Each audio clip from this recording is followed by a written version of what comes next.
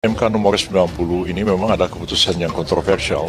Ini sebenarnya putusan ini bukan putusan yang bulat, yang disebutkan situ ada 4 orang dissenting opinion, 2 orang konkuren, dan kemudian 3 orang menyetujui diktum putusan. Tapi setelah kita pelajari dengan mendalam, ternyata bahwa putusan diktum itu adalah putusan yang berlaku dan mengikat, tapi putusannya itu sendiri problematik. Dan saya kira ini bisa dianggap orang sebagai satu ada penyelundupan hukum di dalamnya, bisa ada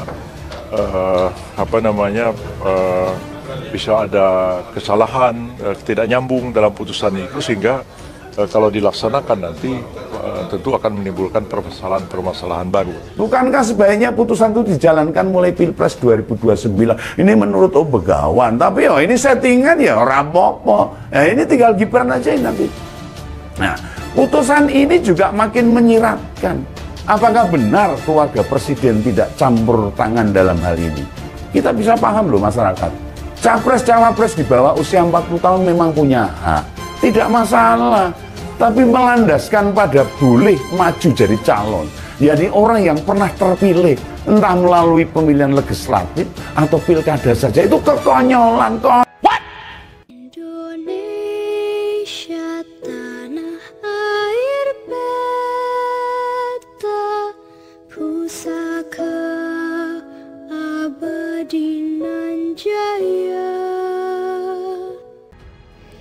Setelah putusan MK yang semula dianggap akan disambut positif, malah mendapatkan tantangan dan reaksi keras dari masyarakat.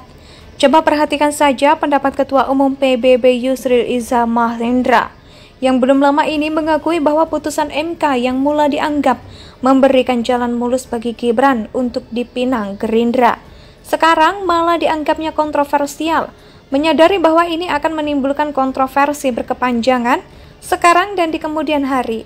Maka dengan jiwa besar saya tidak akan memanfaatkan keputusan ini. Saya akan memutuskan tidak akan maju, kata Yusril, sambil memposisikan dirinya seperti Gibran. Saya kira orang akan melakukan hormat setinggi-tingginya, sudah diberi kesempatan dia nggak mau menggunakan. Artinya kan dia berjiwa besar, dan dia seorang negarawan, kata Yusril, yang notabene menjadi bagian dari koalisi Indonesia Maju, yang justru getol memburu Gibran agar bersedia berkhianat dan menyeberang untuk menjadi cawapres berduet dengan Prabowo. Aneh bin ajaib. Memang Bung Yusril ini, meskipun saya nggak heran sama sekali dengan sikap Yusril terkait hasil putusan MK, orang ini sangat paham hukum.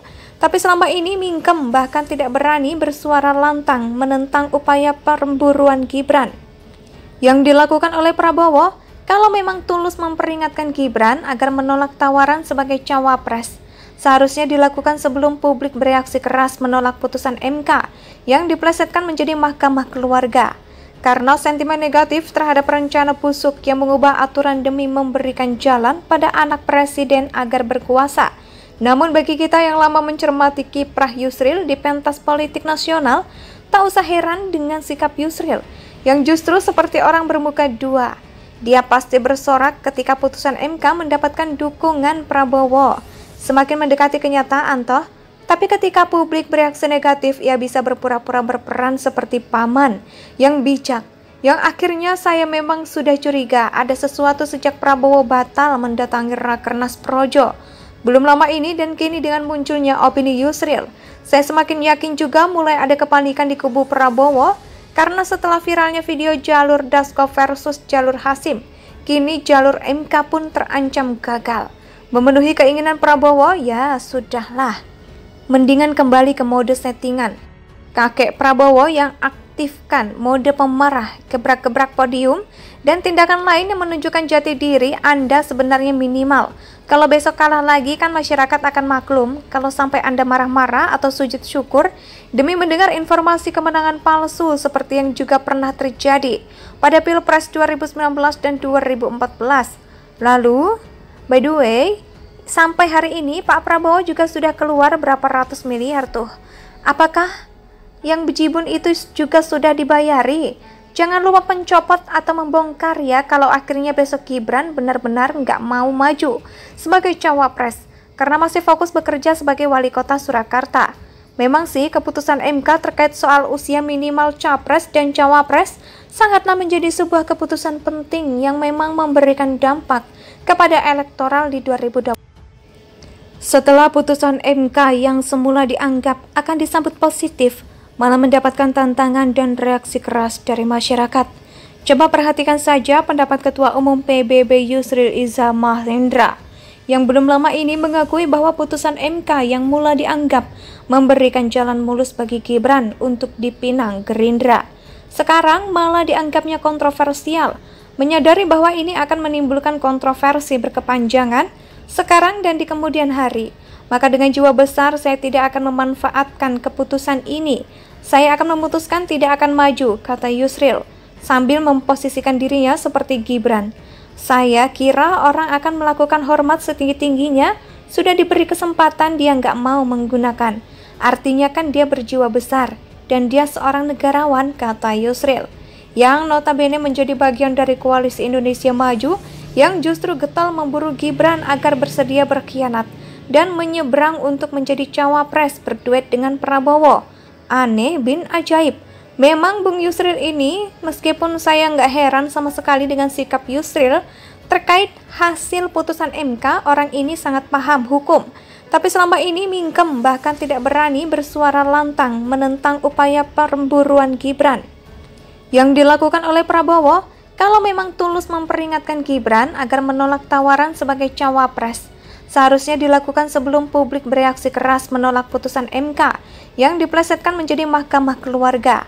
Karena sentimen negatif terhadap rencana busuk yang mengubah aturan demi memberikan jalan pada anak presiden agar berkuasa. Namun bagi kita yang lama mencermati kiprah Yusril di pentas politik nasional, tak usah heran dengan sikap Yusril yang justru seperti orang bermuka dua. Dia pasti bersorak ketika putusan MK mendapatkan dukungan Prabowo. Semakin mendekati kenyataan toh. Tapi ketika publik bereaksi negatif, ia bisa berpura-pura berperan seperti paman yang bijak. Yang akhirnya saya memang sudah curiga ada sesuatu sejak Prabowo batal mendatangi Rakernas Projo. Belum lama ini dan kini dengan munculnya opini Yusril, saya semakin yakin juga mulai ada kepanikan di kubu Prabowo. Karena setelah viralnya video jalur Dasko versus jalur Hasim, kini jalur MK pun terancam gagal. Memenuhi keinginan Prabowo, ya sudahlah. Mendingan kembali ke mode settingan. Kakek Prabowo yang aktifkan mode pemarah, gebrak-gebrak podium, dan tindakan lain yang menunjukkan jati diri Anda sebenarnya minimal.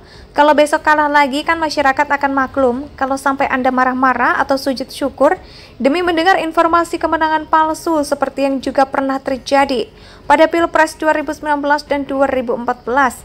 Lalu, by the way, sampai hari ini Pak Prabowo juga sudah keluar berapa ratus miliar tuh. Apakah Indonesia sejak dulu kala tetap dipuja-puja bangsa